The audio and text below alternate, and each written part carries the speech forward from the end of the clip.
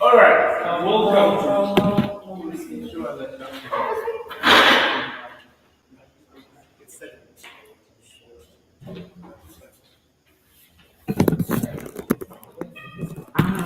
It wasn't me.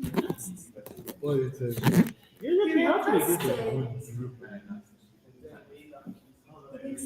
Stick to clickbait.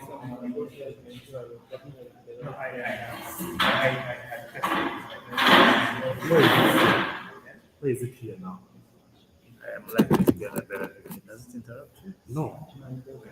Can you just stand there? Just make sure the friend is like. Audio. Yeah, I tested it. Is it better than when? I don't know. Here, how many do you Is it loud enough? Loud enough? I have listened to the That audio was here, and it was okay. The sound and the video was coming over. It was low. So I think here. Okay.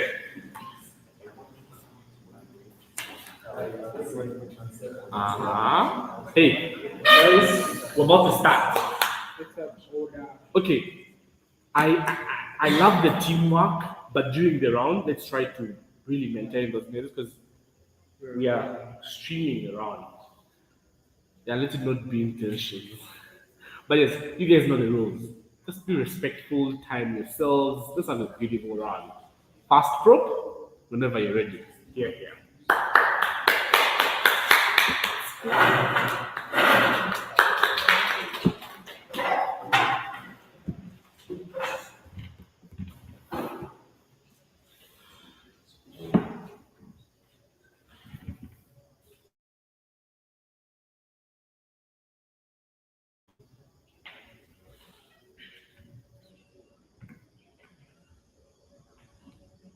Whenever you're ready. Right. So I'll get started right away. This house prefers the quality of art being viewed as predominantly subjective as opposed to predominantly objective. Right. So what should you expect from my speech? Only two things. We're going to discuss to you as a formatting house what we think should be expected from either side of the debate. That's A. But B, we're going to examine why we think the quality of art is rather predominantly supposed to be viewed as subjective. Then we shall go ahead to discuss to you what subjectivity and objectivity mean. Therein talking about the quality of art along the way. So we think predominant in its own self is like, bringing out the strongest meaning of something, right? Then we think quality art or quality of art is the ultimate truth expressed through an individual's unique experience of existence. So now we're going to be examining explicitly at two levels. One at the level of the artist, but then at the level of the audience, the expectations of art and what exactly art looks like primarily. So we think that you cannot mention art minus mentioning things to do with line, color, value, shape, form, space, and texture. Not to say that we choose to discuss line art in only those grounds, but we think art can also be portrayed in movies, music, art pieces like sculpture along the way, or even modeling, right? So at the end of it all, we think the actor has something at the bottom of their mind, right? And they are trying to express themselves clearly in the open, or trying to portray a message for someone to learn, right? And so we are going to be examining which of the two principles, subjectivity and objectivity, will bring out the true meaning of art, or will bring out explicitly and precisely what the artist is trying to tell you. So at that point, I'll go ahead and say we think at one point in the debate we'll need to acknowledge that art is there primarily to evoke an emotion, that's it, but also to portray a certain message It could be like we've seen activism, like we've seen people singing songs, for instance, in South Africa during the apartheid policy. People are singing songs to,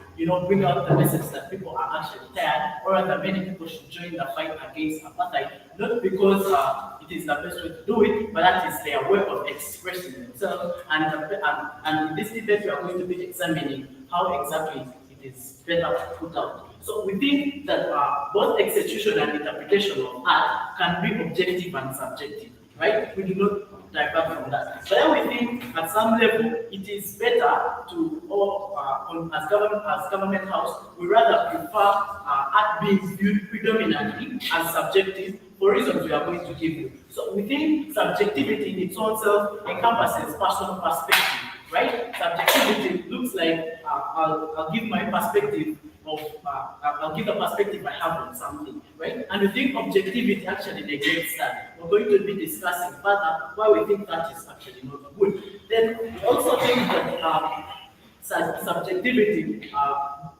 encompasses an idea that each person or each sector could have its own definition or its own approach to that, to a given opinion. And in this case, we think that is highly flexible. And we think at this point, objectivity in art is actually not the best idea, or perhaps not the best way to portray art, because in one way or another it will be rigid. In as much as we think the team in opposition is likely to come and argue that in one way or another the fact that it is personal perspective, it does not completely equate to subjectivity. We think in one way or another, at the end of it all, the idea of flexibility and rigidity will still stand at the point where the artist wants to portray the message to go out clearly, or at a point when the artist wants to make themselves most clear, then they should actually go for subjectivity. Then we actually think that the best way something can be brought out, or the only way how we can achieve the best version of something, if there is an idea of criticism.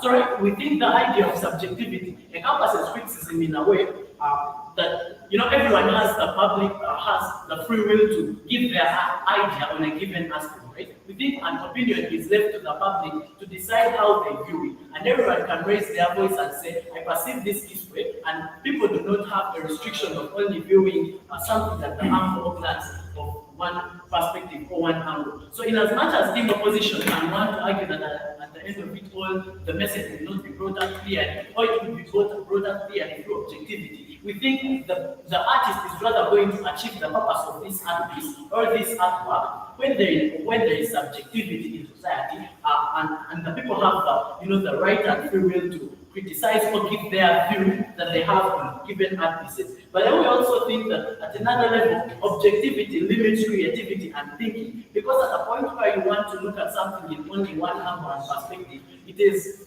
actually not only going to limit the message that will be coming out, but in one way or another, it's going to create a lazy mentality and less fair among society, that we have to take things from first principles, or we have to only take things at the linear that A leads to B leads to C, not trying to examine how exactly these things come in context or why exactly they exist. And we think that should actually not be left out in today's debate. And yet, team opposition seems to disagree. Then lastly, we think about expression. And this is perhaps going to be the winning argument of the debate, because we think subjectivity brings out exactly the message clearly. We think at a point where one is open to criticize, one is open to give their view, one is open to give their mind about a given thing, then they want in a way to correct it or even modify and edit it. And at that point, we think the message will not only be brought out explicitly well, but it will actually fit the masses. And we think it also has larger audience and appeals to the higher majority. And in that sense, we think it is beneficial on two sides. One, the audience will actually get the message more.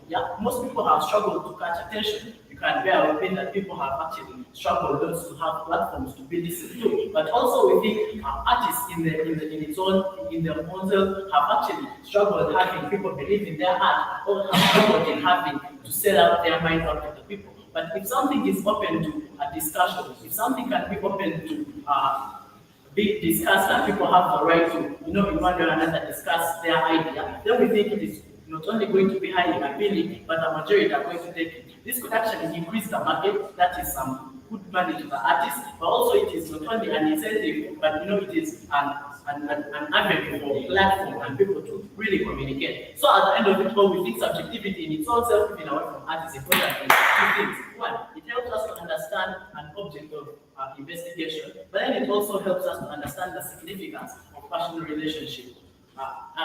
We also identify that it is wrong to, in its own self, it is not right or it is not correct to, perceive things at one angle. That is why you do not need to judge a book by its cover. That is why when someone talks about love, everyone will immediately think about a woman. But you think if I'm gay and my interests of love are in people of the same sex, then at that point we are actually leaving out some ideas and not bringing out the message explicitly. So we think objectivity in its own self is rigid, and in that way is not the best way to bring out the message. And given we have told you the elements of art, which are perhaps the basics that should not miss in any art piece, of the fact that someone wants to evoke an emotion and portray a message, if someone cannot be brought out explicitly well, then they are not communicating. I probably thank you. Thank you for that speech first. Proposition speaker. Sorry, I was writing and I lost track of time. But do also keep an eye on your time so that I don't get on to time. All right, thank you for that speech. Let's have the first speaker to open up their case here.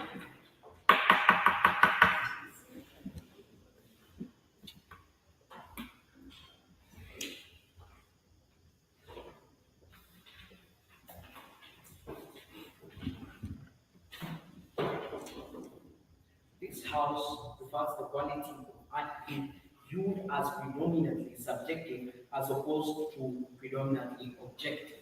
And I think government does a job of creating what a debate really should look like in a perspective that they throw light on what they believe subjectiveness should actually look like. But to begin from where he actually finished from or where he ended his speech, I think it's where I'm going to build our case to start with.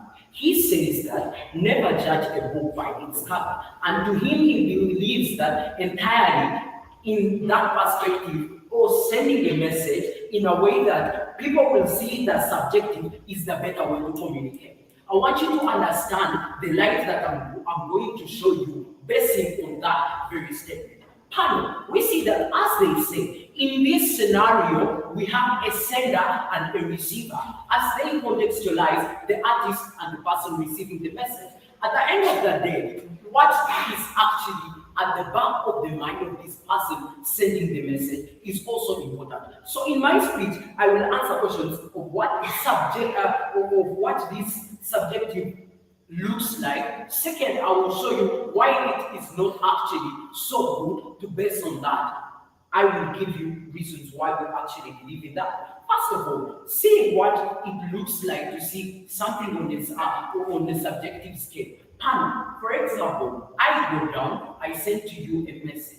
The message of communication, or at the back of my mind, I am sending a message that is friendly, but not so much into sexual relationship or love. But you as a receiver, you take it on a scale of being like in a sexual perspective. Why is this dangerous? We see that at the end of the day, for communication to become relevant or to be considered important, the sender and the receiver really need to agree that the message that has been sent is what the person who was communicating initially wanted the receiver to get. And I think this is very much important that they fail to consider this. They say that people will actually be open to criticism, positive criticism, like having it open or portrayed to society to actually throw its light on judgment. But first see, the fact that this message is actually sent by an individual, it is a way of communication.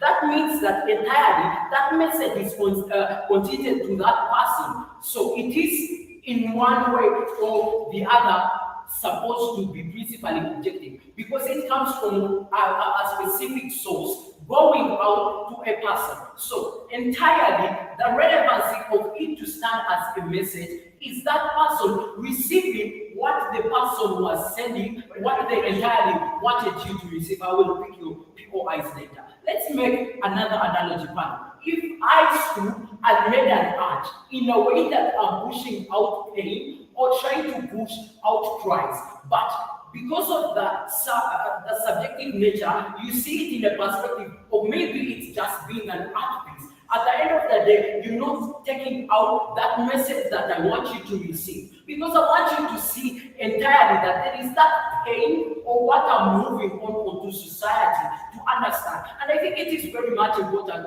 to consider that in this debate. Another question that I was actually going on to, these people, like bringing you back to what he said, never judging a book by its cover. That's enough for you to know that if you saw something, it is not entirely good for you to say, okay, this is this, this is this. We believe that the way this existed, they existed in different forms. I have what I believe, she has what she thinks, he has what he thinks. So in such a situation, you see that at the end of the day, we are not actually seeing what was initially supposed to be communicated. So possibilities of miscommunications existed in such a setup. Hold it. You see, panel, let's see this one. As you see, someone who made this might have made it with an idea of showing that the country is actually moving forward. I come and maybe decide to interpret it as maybe just a present tree or something just standing there. You see, I'm not taking the message that the person who was setting this up initially wanted me to receive. And we think this is very much dangerous because in situations of miscommunications, we see that there is a possibility of society even having backlash. How? The question that I need to answer in this, if I made a writing, or if I made a painting, or if I sang a song, trying to bring out some certain message, trying to hit some certain angle, and people took out some other perspective, people might turn out onto me, not getting to know what I initially wanted. So I believe in the relevancy of the communicator and the receiver having a basic line that actually joins them. Stop making noise. Your people are.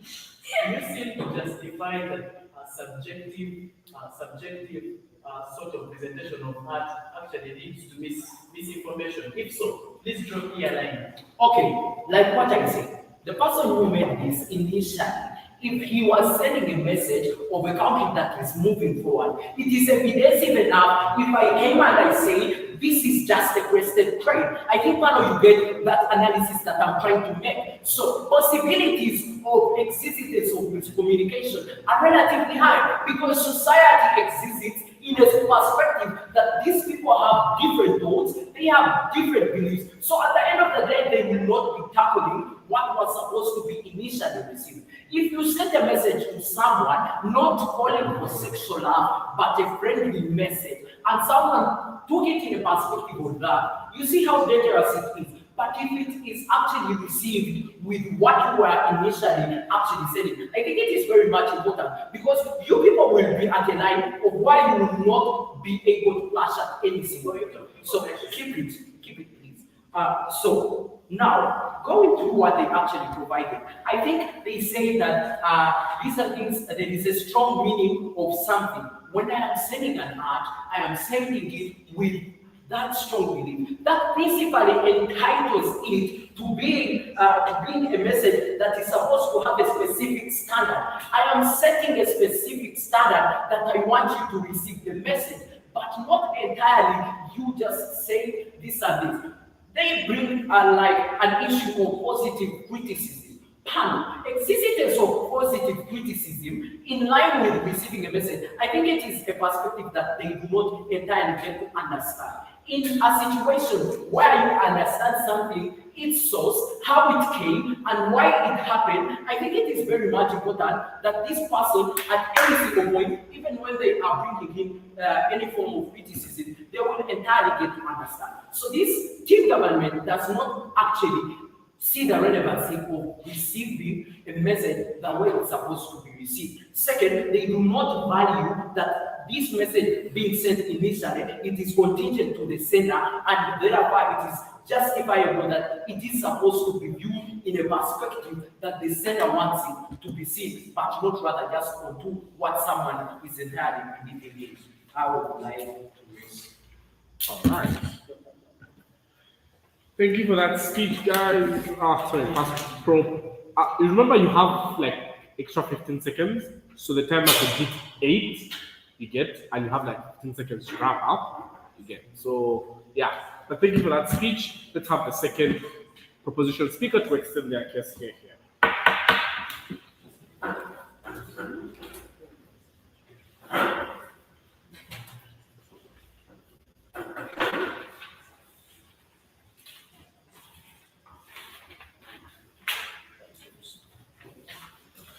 Okay, this house prefers the quality of art being predominantly subjective as opposed to predominantly objective. Panel, we're actually looking at this particular bottle that holds water from whatever the manufacturers are, and after use, we just ideally dump that bottle and don't give room for people to think about what that bottle can be used for, right? So we actually look at a situation whereby we subject people actually go to an extra mile of actually using this bottle to maybe make dustbin that is recyclable it for better use. That is the kind of debate we are having today. So we get to subjectivity versus objection. They come and tell us that the main reason they do not go for subjectivity is one, because they want the message to be original or to be received as actually has been said. But understand that actually the society we live in is a society that has different races of people, people with different beliefs, religions, and cultures. So that is a society that they actually model creates a form of discrimination. That side affirmative they find important that we need inclusivity. That is something that we present to the Asia. Why is inclusivity important? Understand that the society we live in is a society that calls for unity, a society that needs people to live together harmoniously. But a society that actually looks at exclusion of particular races because you want a message to be perceived a certain way, you set it because you want it to remain intact. You don't give people room to think, you don't give people room for creativity. That is the society opposition wants to bring. Why is that society then dangerous? We look at that society, one, as a society that looks at objective art as art that is situated. In this case, ladies and gentlemen, the situated art you're talking about, the message you're talking about to be perceived the same way you want it to be perceived is a message that is situated. Why is this so? That means that message is directed to the particular problem that exists at that particular point. At the point where that problem ends, that message then becomes irrelevant. If you look at the trend of continuity, the then side government trying to present, ladies and gentlemen, a trend of continuity that looks at actually the practicability of such messages, because we tell you that the society has people of different races, different beliefs, and different cultures. So in case you actually do not consider the continuity trend, then you actually fall out on actually the exclusivity of the society. That's you go for discrimination. And then we find that very dangerous in society because it is going to bring about actually conflicts because there is nothing like harmonious living. Because we tell you that some people would want to use certain messages, maybe as they say that you want people to do it as maybe concept of love as in man and woman, but this person who's gay would want to view the love concept in their own understanding and perspective, and which we do not want to create room for that on side negative, but we do get for that on side government. We think there is inclusivity very important in that case. But then, so secondly, we actually come to the point of the audience in itself. We look at this particular artist target an audience, understand that this is something like business. So when you look at the audience you target with objective art, is a minimum audience, that's a limited audience, as compared to subjective art that actually attracts interest from different angles or attracts interest from different people, which actually then gives them, the power to actually think about or give their opinion about these particular pieces, which then in itself then situates actually the content creator to actually become better. Why is that important? Then that actually brings a market base for this particular artist. If you look at the concept of it in music, actually people are going to tap one artist, a quality artist, simply because of the amount of people he attracts when he actually maybe sets up something like a concert. So we think that is very important. Yeah. Do you think that it is justified to live in a world that is subjectively ignorant about cultures of particular art? Pardon? Do you think it is justified to live in a world that is subjectively ignorant about the cultures of particular art? The cultures of particular art. That is why we tell you that your art is then a situated kind of art piece, which actually does not then allow people to be actually flexible, which does not allow people to be creative, which then looks at exclusion, which we actually go ahead and show you why it is then dangerous in society. But then to continue, I was getting back to the issue of audience. Understand that these people are artists who are actually looking at business. So the business world actually, these people mind about numbers. So once you actually create situated content or objective content, it is directed to a particular group of people, not the entire population or something. That means as an artist, you're actually losing out at that point. But secondly, we we get to what the term as message being delivered that has been talked about. But then why do we then present subjective art, or why do we prefer the quality of subjective art?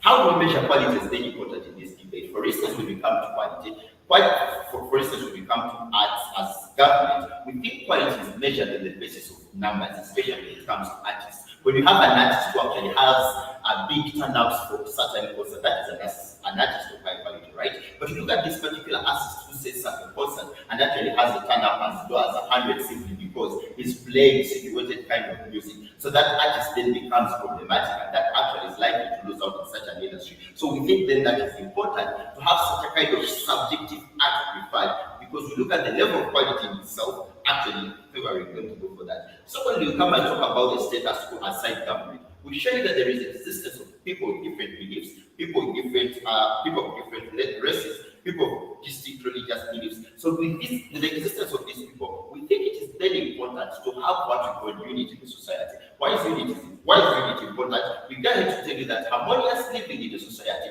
creates about development. Why is development important? You go ahead and show you that actually when people involved with the harmony that comes with inclusion, then it reduces the level of conflicts that would have come as a result of objection to particular art pieces that exclude particular races.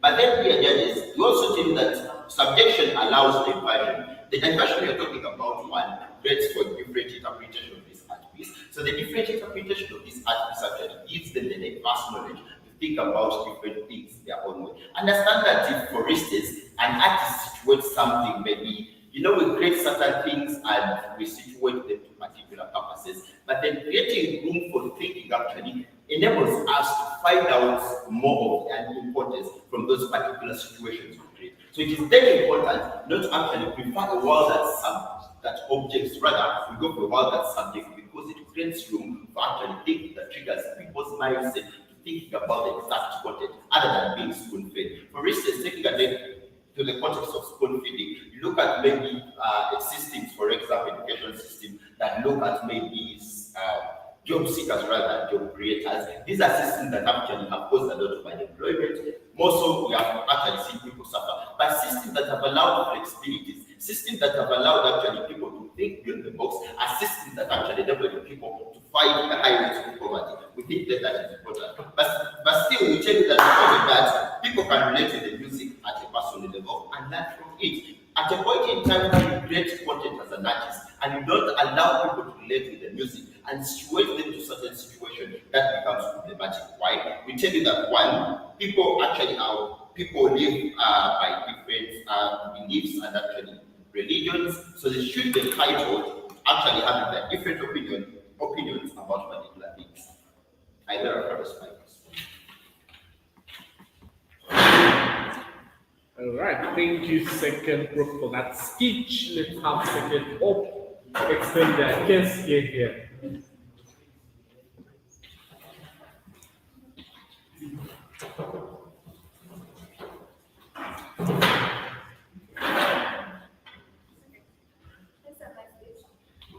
Consequences still exist, but as long as the message isn't received the way, it was initially.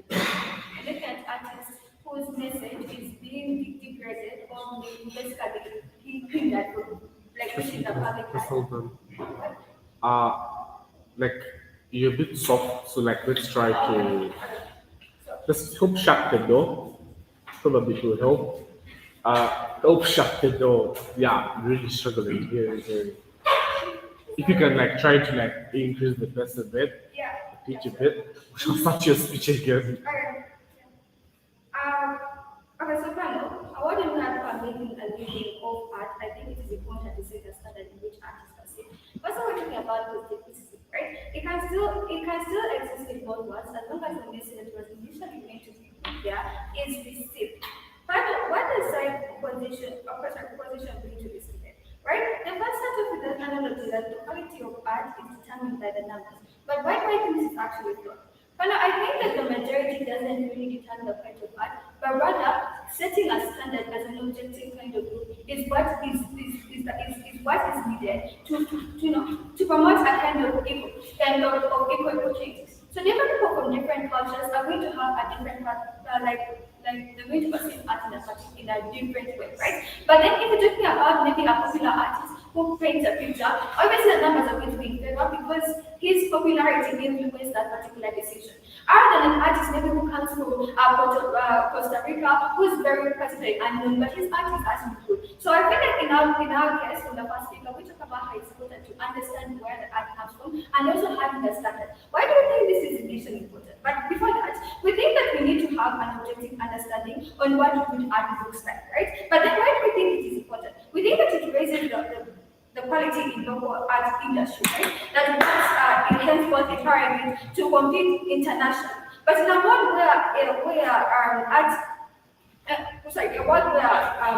is subject to a standard, is not where people are thinking subject, or it's not a mode where people thinking subject to like having varying opinions. It doesn't necessarily help people to understand what art looks like. So looking at it from a consumer's perspective, they get the value, right, for the money they pay to look at art because the standards are set in the world where it is objectively viewed and the artists have put in a lot of work for quality. The quality being determined by the objectivity of the art. You know, the kind of objectivity determines how the art is supposed to look like in order to hold that margin of value or quality. So as consumers end up So as consumers ended up having having to view high quality of art, it kind of put their money's worth, which is also significantly important. Because in a world where people have this subjectivity to what art looks like, we feel that there's a very good precedence where people can loan particular art in order to create a particular benefit. This looks like people maybe copying off the menus and thinking about, this is a blue deal or something like that. So we look at people actually, we look at people like certain precedents of theft, right, of very precious art and replacing it with fake art. Why? Because we all have specific understanding. So you may think that this is a monotheism, I think it's not. But then also secondly, we look at a world where we're asking our POI about what they think as subject like ignorance about like the cultures behind art. We look at monuments and art in France, right? It was originally started in Africa because of those the slavery regime of those very periods of suffering and slavery and those. So why is it important to actually put forward what actually happened during those times, right? As me as a person sitting in the front, I can go think like, oh my god, this art is very particularly, nice, or it's very good looking, or it's nice. But then we are not understanding the qualities behind that particular piece of art. Why a person set forth to create something so beautiful as that you go to this stage like that. So understanding that kind of does away with the kind of ignorance people have about art. And secondly, what it does is put forward pressure on people to try to get back the reparation of the soil origin of Africa. This is a symbol of the suffering that people went through. And if people are looking at it or maybe as a good thing to look at and not rather a kind of cultural importance that it has with people, we're kind of misregarding it. In a kind of way and overlooking the situation that people went through. At a point in time where I view that national flag, where the one who made that national flag wanted to make it a symbol of equal moving forward, would it be wrong if I view that national flag as a symbol of pride? It's okay, you can have different opinions, you can have different opinions, right, about art, but then it's also crucial, right? Our standpoint in this debate is not changing the way people think about art. It's okay to have different opinions, but then there's a major aspect between our world and where we're trying to make it objectives. There's an objective understanding of art, but then the subjective aspect can come. It's like, the art means this, but I look at it in this particular way. Or maybe the art objectify looks like this, but then I'm going to see a different way. We are not restricting you in our central case from viewing your art a particular way, but in an objective understanding as a whole group of people. I feel like it's very important to do away with that ignorance and understand the main reason or the most important reason why that particular art was created. So, as the book part of this debate, what do we feel like our side in this debate? On the aspect of criticism, side of proposition comes and talks about how it's very important, to have a first criticism. But in our side of the case, we show you how the criticism is actually, better. Why? Because we to have a kind of interesting debate about maybe your initial understanding of what it meant, but also understanding the main aspect, or maybe in fact, but it takes one for you to have a very interesting outlook or perspective of particular art. Why? Because you don't only have two viewpoints. You don't have that single-minded, or I can see this. You probably have an idea of what it actually means, but then also you can have that, oh, I look at it this way, and it's kind of it's a very interesting perspective. But every time they talk about the difference between races and backgrounds, right? And then they talk about where it's equal and keep it subjectively. But then having an objective understanding does not necessarily do away with people's different outlook, right? Because in different societies, people can look at it like, oh, it looks, will not necessarily take away that particular aspect. But we're promoting a world where we have a genuine understanding of art and why it was created, and how the message was meant to be. Our first talking about a very interesting point, a very, very, very intellectual point on how having a very objective interpretation of art is a very important aspect, right? Because to our people, they're able to understand the sense of which this art is actually the quality of it. Being that people went through slavery to create such things, or that in societies where consumers are able to get their money's worth, because they're being an art, they understand it's of high quality. So, why decide on what we should do this thing? We're able to go show a world in which we perceive and understand the relevancy of the message being received with our understanding art. This looks like understanding the background, the cultural pain that went through it, the slavery, the suffering, the stuff. But then outwardly, you can think of it, oh, a lot of point this, but times change, right? But then that particular objectivity does not change. Because number one, artists can have their can be able to create their own art and actually have a chance to compete internationally. Why? Because their art pieces are not being influenced by subjectivity or by the popularity of particular artists. So I can look at maybe Jonard from Costa Rica, or I can look at Picasso. So it is someone who's very popular. Obviously, his art is being more influenced. But as I conclude this bit, we'll show you how the relative art is important, but we also show you how the significant background differences. All right, thank you for that speech. Second opposition speaker. Let's have the third prop whenever you're ready.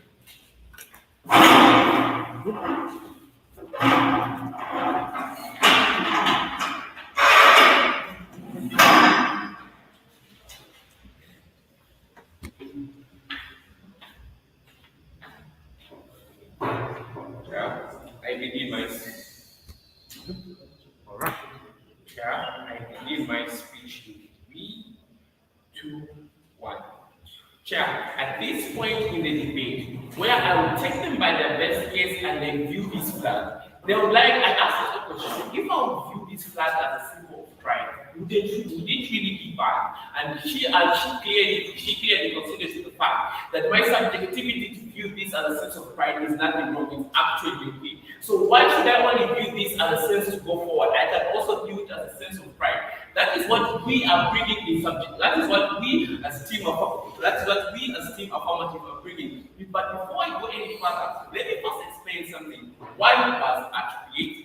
Art was created for people to communicate. One, art was created for people to feel, for people to enjoy, and people to understand each other. So given the fact that people were made to think and enjoy, and most importantly, it is educating. In most cases, objective art limits the level of education. When subjectivity art brings the level of education wider and wider. So allow me to a little bit of back. They spoke of backlash, but you see backlash happening in both sides. Even in the objective world, if you produce an art that I don't like and I go against that art, I'll clearly backlash and say we do not like the art. But in instance that you produce that art and I clearly have to think about that means that the backlash will clearly happen in both sides. The fact that they say that there will be backlash from the people, it does not clearly really justify it, because in both sides, even when you produce something I don't like, I'm likely to backlash and say I don't like it. So backlash does happen in both sides. When they speak of miscommunication, if you understand this flag as only a flag with black, yellow, and red, then the message is not meant for you. The message is meant for that usually Ugandan who wants to know the privilege of his country, who wants to know the pride of his country. So if the communication do not understand the communication, then initially the communication was meant for you, was not meant for you. So that is what we are bringing to this side when they speak of miscommunication. And most importantly, they spoke of understanding. From their side, they spoke of the understanding of pain. But why would we want to understand your pain? Why would I buy your art to understand your pain? I'm buying your art it's better that I buy your art to understand my pain. I'd rather have your art to understand my pain than have your art to understand your pain. So I'd like to have a wider view of your art and see how better I can do this than having an objective of your art, showing me that this is clearly what we are bringing forth. That is clearly most of what team negative brings for us. So back to our kids. What is the importance of art? Number one, art is made for leisure. Art is made for leisure, for enjoyment. Art is made for economic benefits, and most importantly, art is made for education. If you notice, objectivity reduces the level at which you think about a certain art, because the certain message has been just derived to you. That is why, as my second speaker said, the new curriculum is made to make sure that we have a subjective view of very many things. That is why we believe that is a more educative way. And when it comes to economic benefits, we believe that as a writer or a singer or an artist is likely to reach a higher number of people as compared to this one who has an objective view. And most importantly, it's likely to touch very many people's lives, and very many people are likely to come and listen to his or her music, which in and itself means that they will have a higher economic benefit as compared to theirs. When we look at this, why is subjective art of better importance than objective art to the people? One, it creates room for better thinking, for better exploitment, and most importantly, wider thinking, and it creates flexibility in the thinking of man, which is something that is good as compared to their side, that comes with the main side of rigidness. Most importantly, why does objective art fall out as compared to subjective art in today's debate? One, objective art has a high level of rigidness because it derives the message to your doorstep. It does not encourage the thinking capacity, and we believe in this world at this point, we should have a high level of thinking capacity.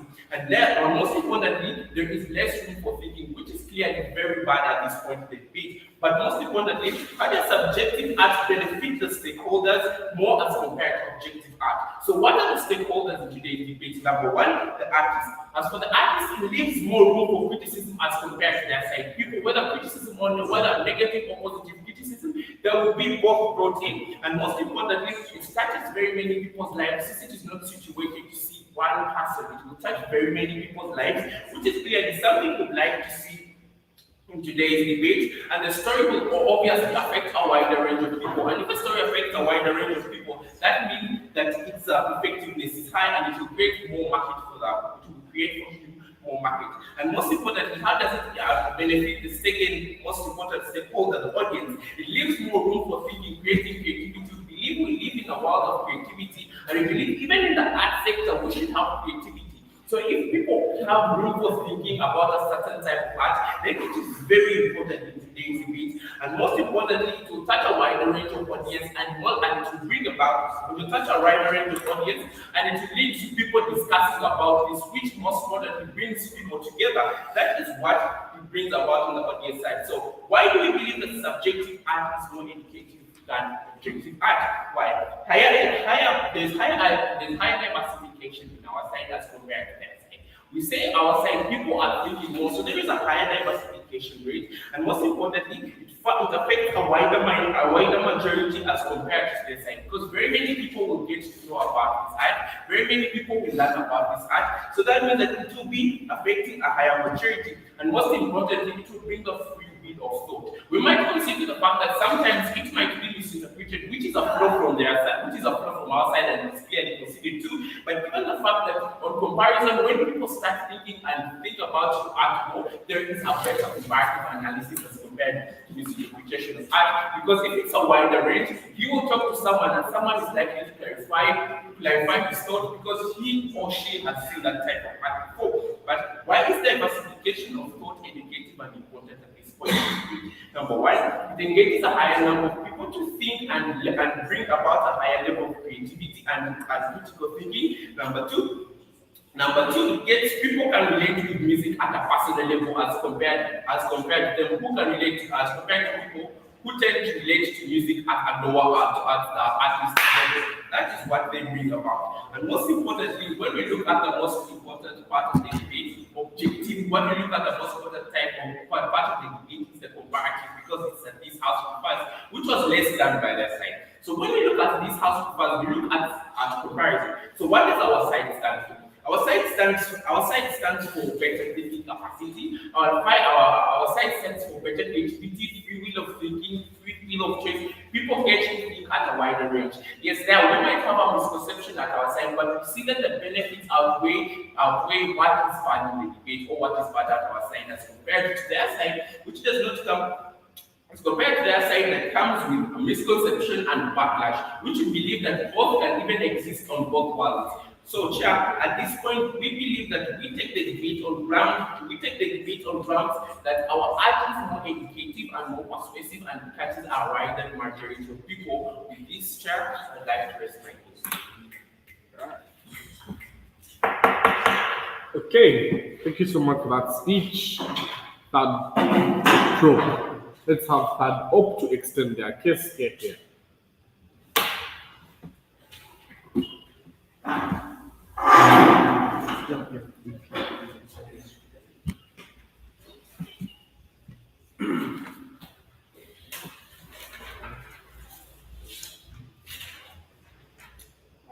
you have POI,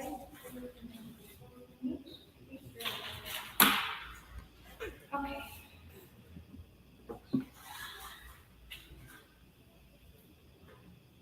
Might start my speech in 3, 2, 1.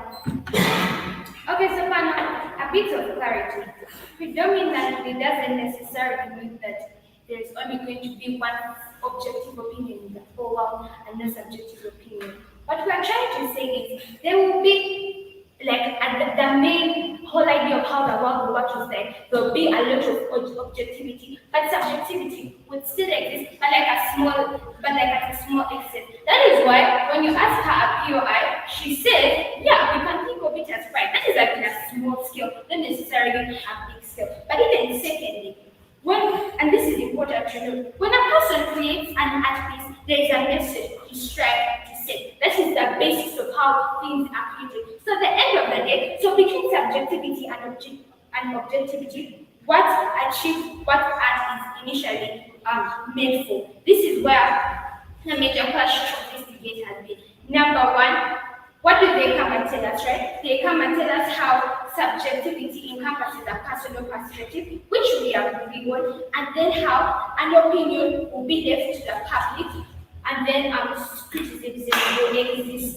etc. So, I will then show you why this is particularly harmful, even when they come and give us their benefits. Why then is this particularly harmful? First of all, with subjective opinions comes with a subjective sort of view, comes a variety of opinions, right? There is a chance of misinterpreting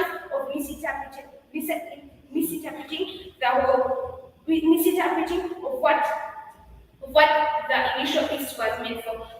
Why then is this harmful? Number one, this good could be undervalued, right? And in the event that it's undervalued or it would be respected as much, let's take the example of this flag.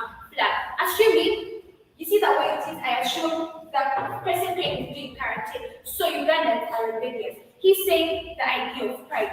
Ugandans are proud. The initial person who made it literally meant that Uganda is supposed to be moving forward. At the end of the day, notice how these misinterpretations are harmful. People are not going to respect the flag initially. People won't respect the flag because of their different opinions. What happens on our side of the house?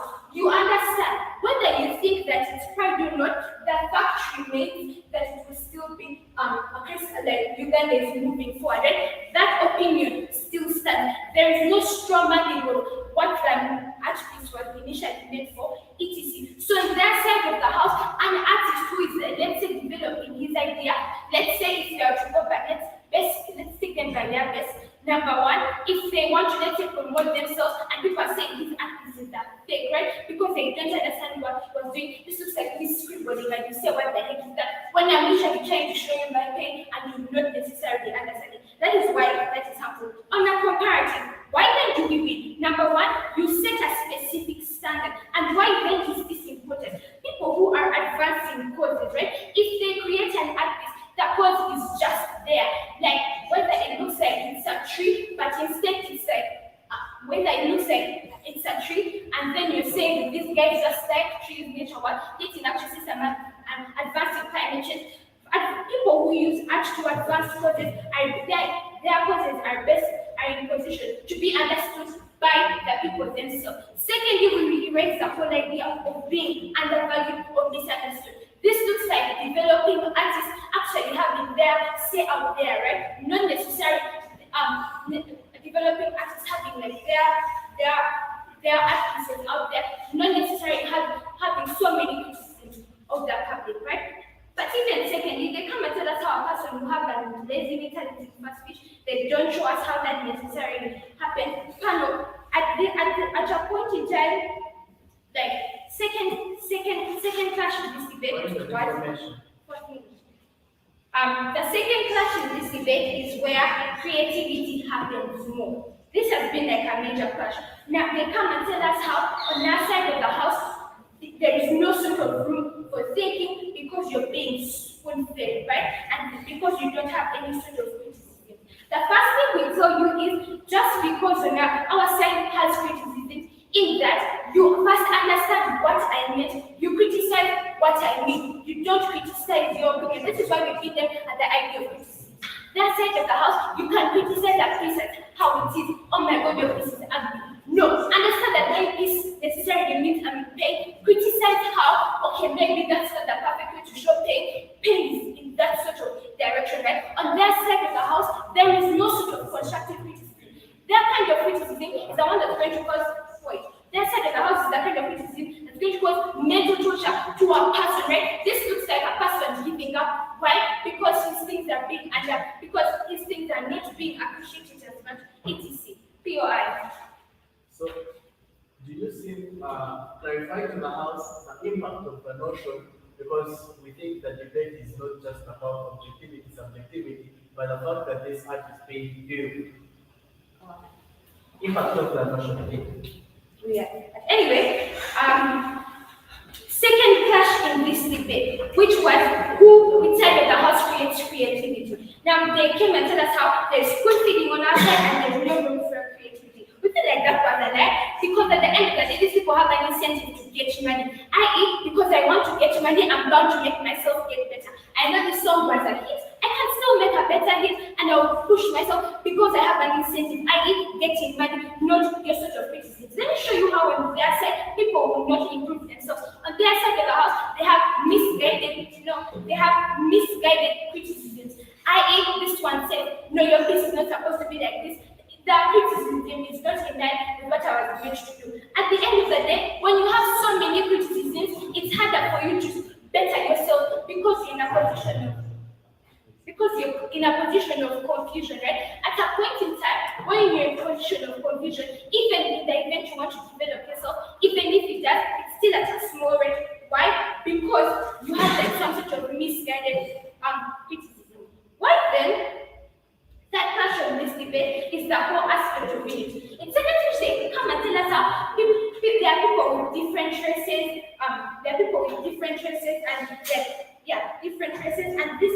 and then subjective opinion creates some sort of unity with one like that is a lie. Why? Because in the event that people think differently, there's just most likely going to be a bias.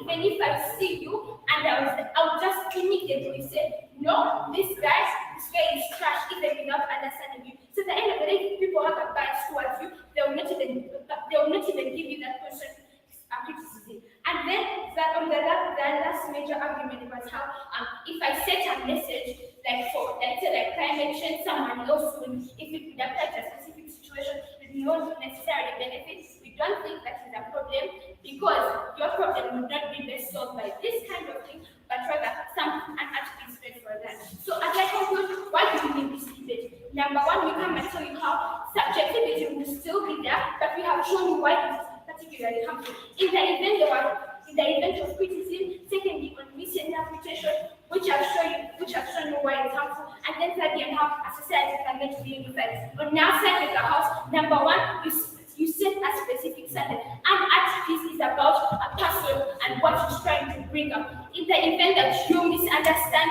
what the person is trying to bring up, and you feel like that's going to be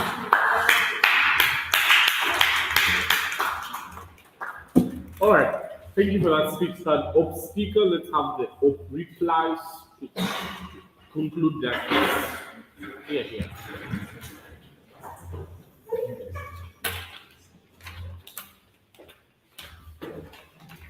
Just give us a second.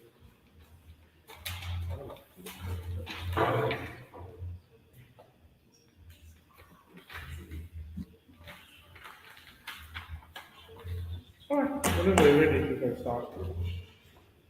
I think at this point of the debate, what do you actually see from both of the sides? You entirely see the one running with just assumptions, a bench of three people proposing to us or telling us what entirely exists in their world. See, panel, they tell us that in the situation of everything existing, first of all, there will be limited thinking capacity. Second, there will be a suffocation of free will. Third, positive criticism will not actually exist.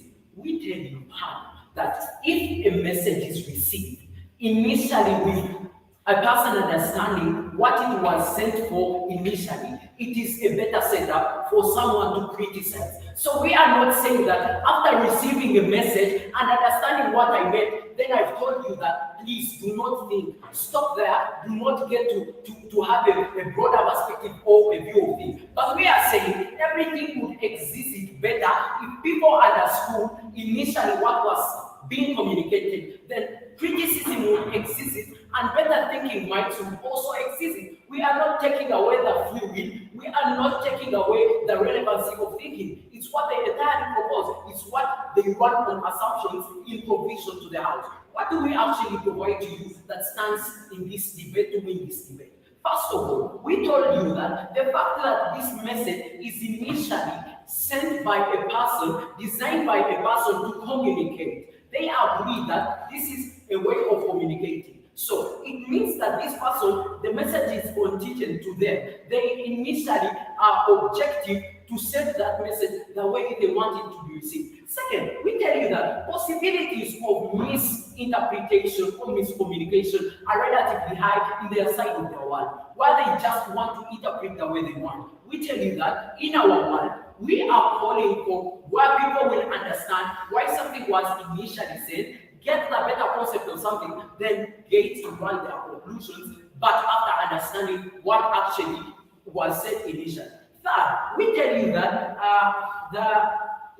that we are setting a specific standard, a standard that will exist on a piece that has been made. They did not actually tackle that at any single point in this debate. So, panel, I think we all need to acknowledge the relevancy of a message in this debate. Another thing we actually needed to acknowledge is to see who exists better in society with taking up the message. See, in our world, we show you that on the set of what will look like the impact or what actually exists in society, society will have a better concept and a received version. Another thing, there will be no possibilities of miscommunications.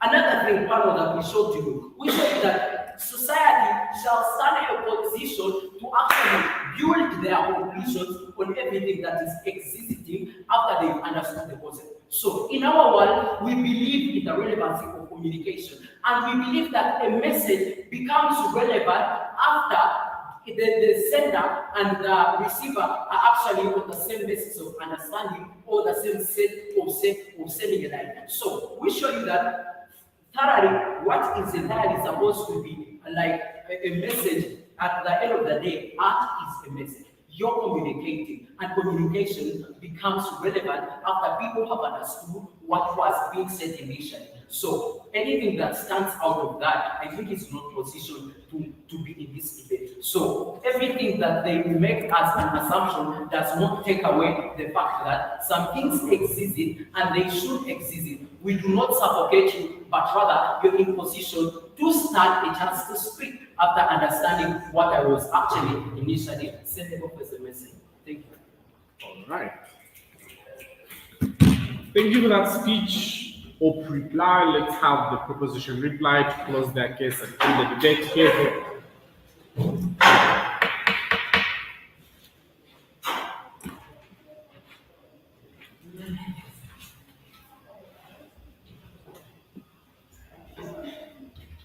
Get started right away. This also prefers the quality of art being viewed as predominantly subjective as opposed to predominantly objective. So we must look at the fact that that in this room actually we had a disappointment that actually the team arguing in negative left out the key to the debate. We think at the mere point where the debate shifted to the impact of the perspective or the impact of the view to simply objective versus to simply objectivity versus subjectivity, it is the point where the team in negative started losing the debate. Because we think it is about the quality of art being viewed. Understand, Pano, that the debate is not just this house prefers the quality of art predominantly objective, right? Then, the classic example that has been used of this flag, right? Trust me, there is a person who will not look at it as piece of pride, but will just look at it as character, like someone can say, right? And in an instance of that, we don't think that idea will actually skew the message or will actually prevent people from getting the right message of the sender. We think at that point it is when people will actually engage with the message, relate with the message, and get its relevance. It is ironical the team that is saying take the gospel truth of the sender and that by not engaging with it is the same truth, is the same thing that is saying they believe in the relevance in a certain incident which we think is situated where some information will be irrelevant after a point in time. And we think for this message to keep relevance in such a contemporary society, it is when people have the ability to interact with their messages, right? And at that point, we think the debate is reduced to only 3 questions, right? Why would I buy your art? Secondly, why should I set a specific standard? And what is the impact of the notion of narrative that quality of art is being viewed as predominantly subjective or objective? So we think generally as the rules of engagement for this kind of format, a team would not take this debate if they did not give us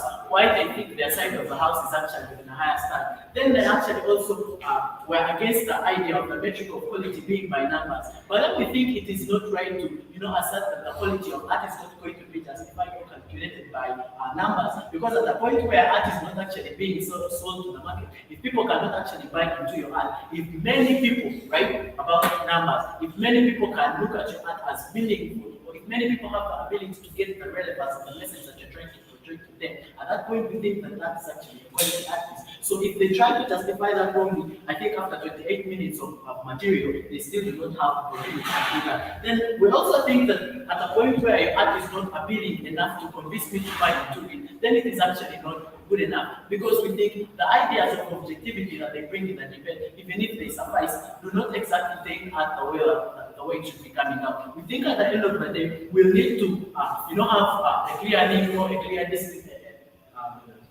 distinction between what the sender intends and what actually the people that are listening at the end of the day. So we think why we actually take the debate finally, as I'm talking about our entire case in a nutshell, is that we give you more benefits, right? It is not like it is not like we are going to take the objective principle to view art for only the ideas that they give us, which we think were not principally justified. But we think also as a negative case, they did not do good work to satisfactorily attend to our case, which includes benefits like critical thinking, which includes benefits of inclusivity, and we think those being left out in the contemporary society will actually run a good debate, which we do not intend to have. Then we also think that the ideas of flexibility compared to rigidity that's actually being seen by the subjectivity are also key to not be left out. There are also the idea of criticism, which was actually not run through the entire case of the negative, because in as much as they say they are engaging, they do not necessarily show us why exactly art that is actually